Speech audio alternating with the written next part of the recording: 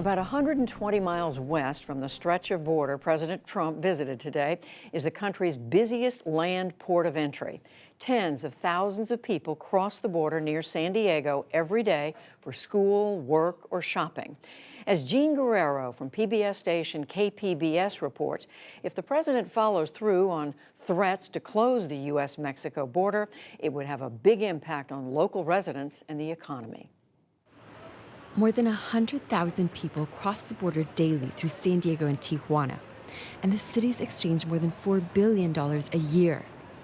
President Trump has floated closing the border to address the unprecedented number of families applying for asylum in the U.S. We're going to have a strong border, or we're going to have a closed border.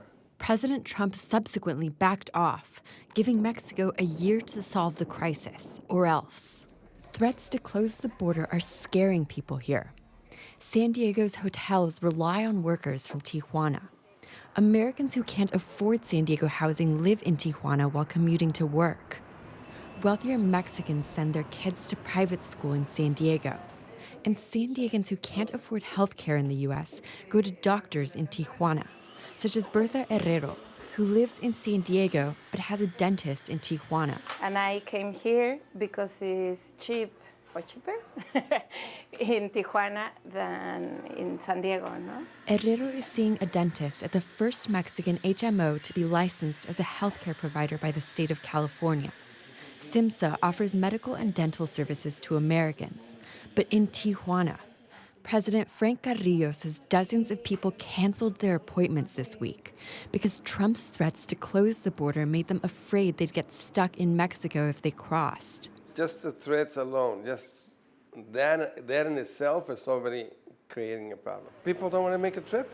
Carrillo says the HMO employs about 500 physicians and treats between 1,500 and 2,000 patients a day. He says closing the border would be devastating, not only for his business, but for most of the people he knows. We're dividing families by doing this. So really, nobody wins in this situation. Nobody wins. San Diego Mayor Kevin Faulconer believes in the benefits of cross-border trade. Our relationship with our friends in Tijuana, our relationship with Mexico is a strength of ours. Many local residents live as if the region were a single place. San Diego and Tijuana are really one metropolitan area, even though there's a border between us that separate us geographically and politically and all this stuff. We are one community. Lucila Conde works at a San Diego nonprofit that installs solar panels for low-income families. Hi, this is Lucy at Grid Alternatives. How can I help you today? But she has a house in Tijuana and cares for sick relatives over there. We have commitments and relationships on both sides. I have a family member who is on dialysis in Mexico, and she requires help and attention. Every morning, dozens of new asylum seekers arrive at the port of entry to put their names on a wait list. It takes weeks to be called to speak to a U.S. Customs officer because of the long backlog. Most are from southern Mexico and Central America. Some come from other areas.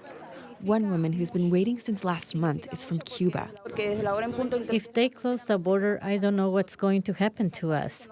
She asked for anonymity because she fears for her life. When a human leaves her country, her culture, her habits and roots, it's because she must. Because the saddest thing in the world is be a migrant. People humiliate you. They mistreat you. Back at the medical practice, Carrillo says that as much as he fears for his business, he fears for asylum seekers too. It is real. It's not fabricated. We do have a crisis. The crisis is in Central America. These people are fleeing poverty and violence. So the answer to this problem is go to the root of the problem. The root of the problem is there. He says the U.S. should help people in Central America. But President Trump recently announced plans to end all aid to Guatemala, Honduras, and El Salvador as punishment for failing to stem the tide of migrants. For the PBS NewsHour, I'm Jean Guerrero at the border.